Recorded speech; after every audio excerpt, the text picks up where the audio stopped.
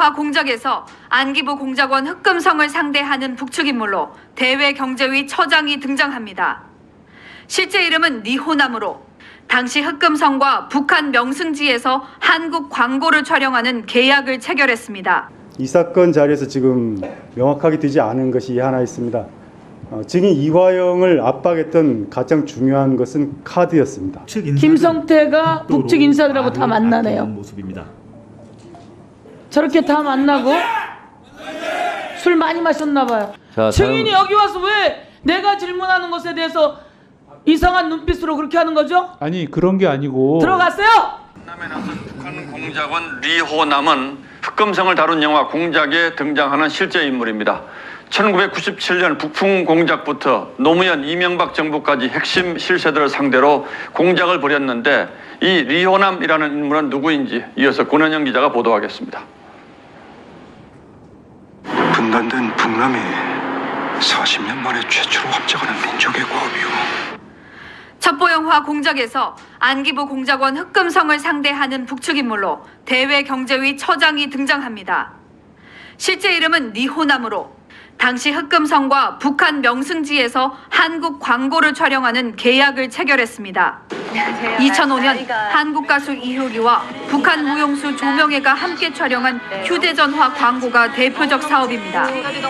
리철훈, 강호진 등 여러 이름을 사용해온 리호남의 본명은 리철로 1990년부터 대외경제위 하병 지도국에서 근무해온 것으로 파악됐습니다.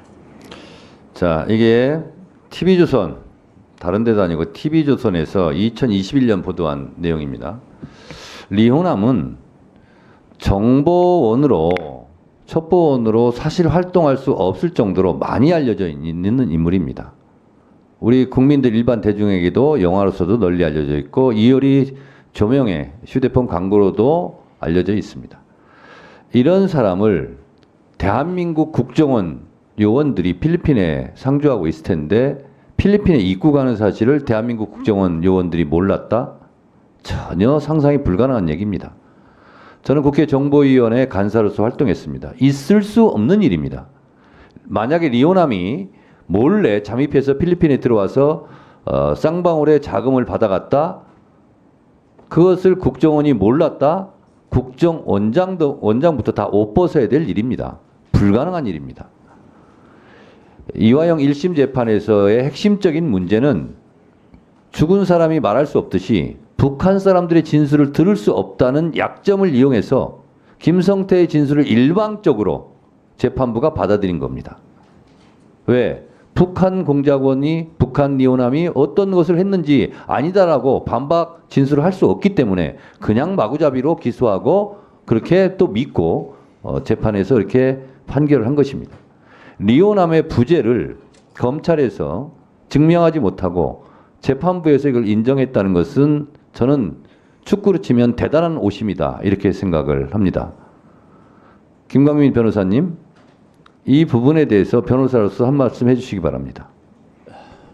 그 1심 재판부에서 리호남 부분이 핵심적인 이슈로 다뤄지지 못했던 부분에서 상당히 아쉽게 생각하고 있고요. 네, 사법부에 대한 판단을 말씀드리기 좀 조심스럽긴 하지만 1심의 뭐 결과를 가지고서도 유추할 수 있듯이 1심 판결에서 저희 사법부하고 피고인이 재판부에서 상당히 위축받아 있었던 것은 사실입니다. 그리고 또 한 가지 말씀을 드리면 우여곡절이 상당히 많았습니다. 1심에서 들어왔던 변호인들이 뭐 압수수색 받고 기소되고 재판받고 그중에 뭐 현근택 변호사 같은 경우는 그 1심 재판 사건 때문에 거의 변론했던 사건 때문에 지금 재판까지 받고 있습니다.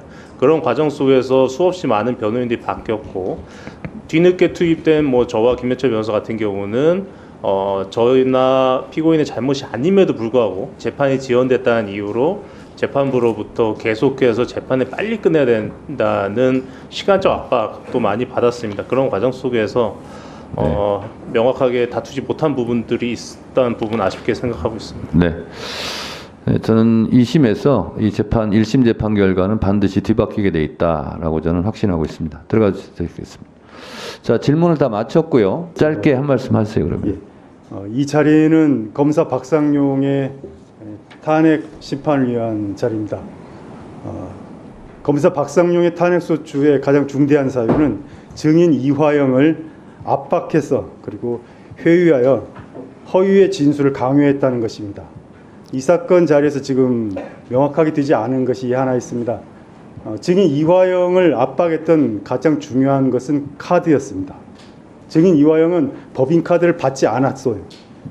법인카드를 받은 사람은 문모 씨였고 당시 방용철은 법인카드를 모두 5장 모두를 문모 씨에게 줬다고 진술했습니다. 그러다가 김성태가 체포된 이후에 모든 관계자들이 법인카드를 이화영에게 주었다고 진술을 번복합니다. 이렇게 되면서 증인 이화영은 두려움에 빠집니다. 내가 받지도 않은 뇌물을 뒤집어 쓰게 생겼구나. 이화영에게 기소된 사건은 3가지였습니다. 첫 번째가 특가법 뇌물죄, 그리고 외국환 거래법 위반, 그리고 3번째가 증거인멸교사입니다. 카드를 누가 받았느냐에 따라서 뇌물죄와 증거인멸교사죄가 사라집니다. 검사는 카드를 이화영이 안 받은 것으로 해주겠다라고 약속한 것입니다. 그렇기 때문에 피고인 이화영이 제19회 조서까지를 쓰고 나서 검사가 약속을 지킵니다. 7월 2일에 김성태가 법정에 나와서 갑자기 카드를 받은 사람이 누구인가 헷갈린다고 말합니다. 절대 헷갈릴 수 없는 사실입니다. 그런데 헷갈린다고만 말하고 다음에 얘기하겠다고 말합니다. 이유는 증인 이화영이 아직 19회 조서까지를 증거 동의하지 않았기 때문입니다. 증거 동의를 하면 검사의 마지막 약속, 즉 카드를 받은 사람이 이화영이 아니다라는 김성태의 진술이 확정되는 것이고, 그러면 뇌물죄와 증거인멸교사죄가 무죄가 되는 것입니다. 그런데 그 사이에 증인 이화영이 증거 동의를 하지 않게 됩니다. 증인 이화영은 이 자리에서 허위 진술을 했다라고 말하고 있습니다. 만약 허위 진술을 하지 않은 것이면 검사 박상용에 대한 탄핵이 성립될 수 없습니다. 증인 이화영은 2가지의 함정을 파놨습니다. 첫 번째는 19회 조서 제4페이지에 있는 것입니다. 쌍방울의 방북비용 대납 사실에 대해서 2019년 7월 29일 10시 경기도청에서 보고했다라는 진술이 거짓입니다. 왜냐하면 바로 그 시각에 이재명 도지사는 국회의원 회관에서 연설을 하고 있었기 때문입니다. 2번째 함정은 방북비용의 내용에 관한 것입니다. 19회 조서 5페이지에 보면 북한이 의전비용으로서 방북비용을 요구하고 있습니다 라고 증인 이화영이 진술을 합니다. 그런데 이 말 자체가, 이 문장 자체가 성립할 수 없습니다. 왜냐하면 의전비용은 따로 처리 기준이 존재하기 때문입니다. 의전비용은 대통령인 경우에 회담 주최국이 부담하기로 되어 있습니다. 그리고 지방자치단체장인 경우에는 자신의 예산으로 자치단체가 지불하게 되어 있습니다. 다만 후불입니다. 다시 정리하면, 첫째, 의전비용, 방북비용은 은밀한 비용이 아니라 공식 비용이다. 둘째, 의전비용은 선불이 아니라 후불이다. 대북관계를 아는 사람은 모두 알고 있는 사실입니다. 그런데 검사들은 이걸 몰랐습니다. 그래서 의전비용으로서 방북비용을 요구하고 있다라는 문장을 조서에 남기게 요구했고, 증인 이화영은 이것이 틀린 문장인 것을 알면서도 그대로 진술했습니다. 다음에 진실을 밝히기 위해서입니다. 이 2가지 진술을 하고 나서 아까 말씀드렸던 김성태가 법정에 나서서 카드를 받은 사람이 누구인지 헷갈린다고 말을 하게 됩니다. 이 사건은 너무나도 자명한 사건이고, 이러한 사실이 1심 법정에서 모두 드러났음에도 불구하고 1심 판사는 이 모든 문제를 판단해서 배제시켰습니다. 의원 여러분이 이러한 사실을 고려하셔서 탄핵 절차에서 반드시 살펴주시길 부탁드립니다. 네, 알겠습니다. 그 필리핀에서 있었던 영상 한번 들어봐 주세요.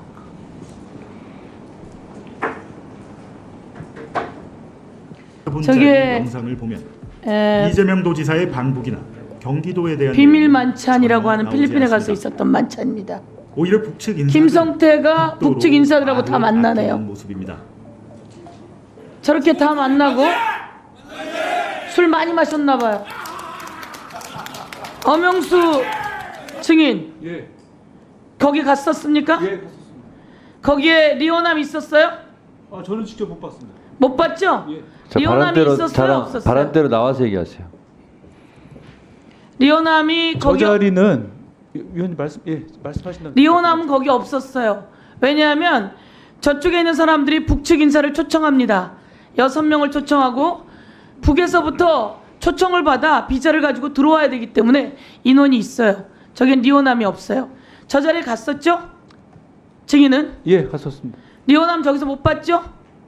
말씀드려도 되겠습니까? 리오남 저기서 봤어요? 못 저는 봤어요? 못 봤는데 저 예. 자리는 아까 말씀드린 것처럼 저희가 저 행사에 관련된 비용을 대 갖고 사전에 경기도 하고 자, 제가 북한의- 질문하는 것에 대답하시고요.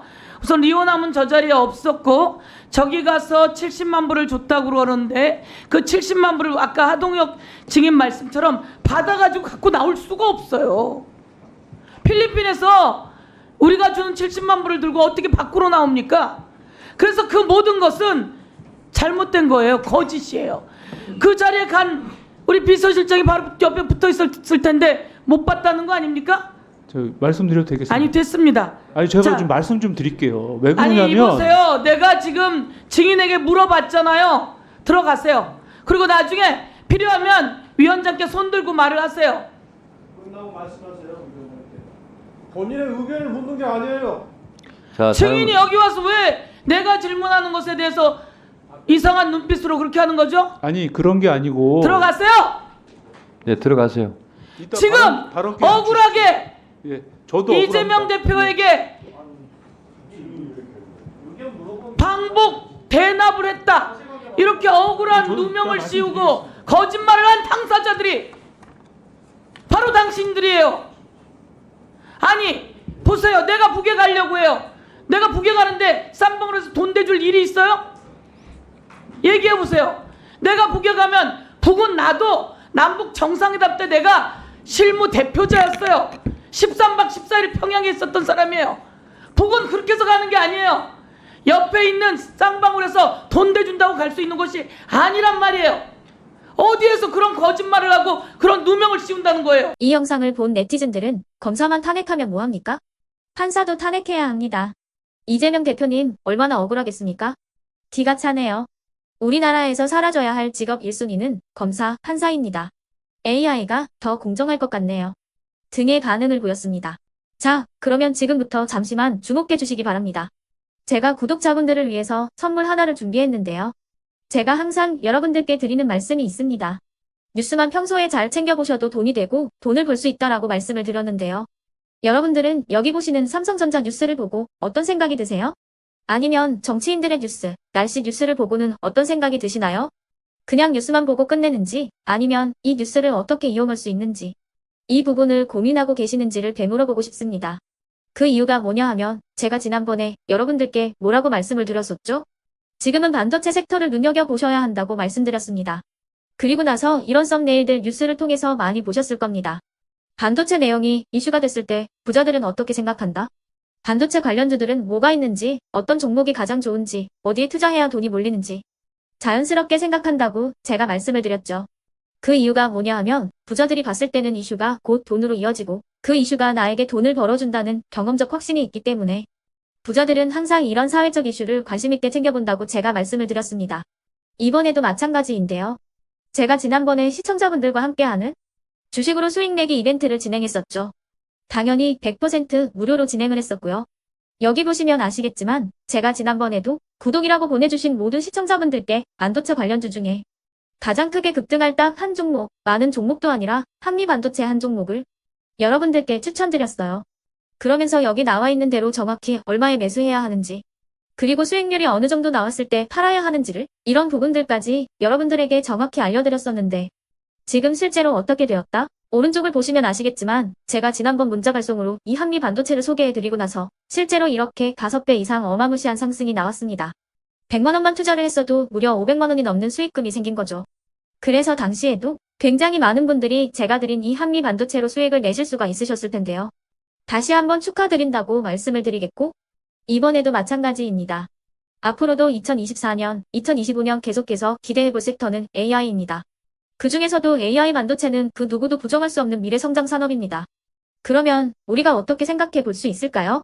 AI 반도체 종목 중에 앞으로 크게 대장 역할을 하면서 10배 이상 급등할 수 있는 텐베고 종목을 지금부터 열심히 추적해야 한다는 겁니다. 큰 돈을 투자하지 않더라도 월급의 일부분 아주 소액이라도 이 종목을 모아가야 수백 %의 수익률을 손에 쥘 수 있는 것이죠. 지금 여러분이 보고 계시는 이 유튜브 또한 AI 반도체와 아주 밀접한 연관이 있고 반도체야말로 대한민국의 핵심 산업으로 앞으로 더더욱 시장은 성장할 수밖에 없습니다. 그렇기 때문에 제가 이번에도 뭘 보내드리고 있냐면 지난번과 똑같이 구독이라는 문자를 보내주시면 제가 AI 반도체 관련주 중에 앞으로 대장주 역할을 하면서 주가가 가장 크게 급등할 한 종목을 여러분들께 문자 발송으로 종목명과 사고 파는 시점을 모두 알려드릴 건데요. 그 문자를 받고 여러분들이 주식으로 돈 버는 연습을 한번 해보셨으면 좋겠고요. 혹시라도 나는 주식을 하지 않는다 하시는 분들은 주변에 주식하시는 지인분들에게 말씀을 해주셔도 되고요. 아니면 연세가 있으셔서 투자가 어렵다 하시는 분들은 이 종목을 자녀분들에게 한번 사봐라. 이걸로 한번 수익을 내봐라. 이렇게 조언을 해주실 수도 있는 거겠죠. 그래서 지금 이 영상을 보시는 시청자분들 중에 나도 이번 종목이 좀 궁금하다 하시는 분들은요. 누구나 상관없이 그리고 어느 시간대나 상관없이 부담없이 010-2514-5930번으로 구독이라는 문자 보내주시면 제가 이번에도 똑같이 무료 추천 급등주 문자를 보내드리겠습니다. 이해되시겠죠? 제 번호 010-2514-5930번으로 구독이라는 문자 보내주시면 여러분들이 직접 이슈를 통해서 돈 버는 연습을 해보실 수가 있는 거고 제가 돈을 받는 것도 아니고 투자를 대신해 드리는 것도 아니기 때문에 부담 없이 신청해 주시면 되는 겁니다. 그리고 수익이 나면 저는 다른 것은 하나도 바라지 않습니다. 제 채널에 구독, 좋아요 한 번씩만 눌러주시라 이렇게 다시 한번 말씀을 드리겠습니다.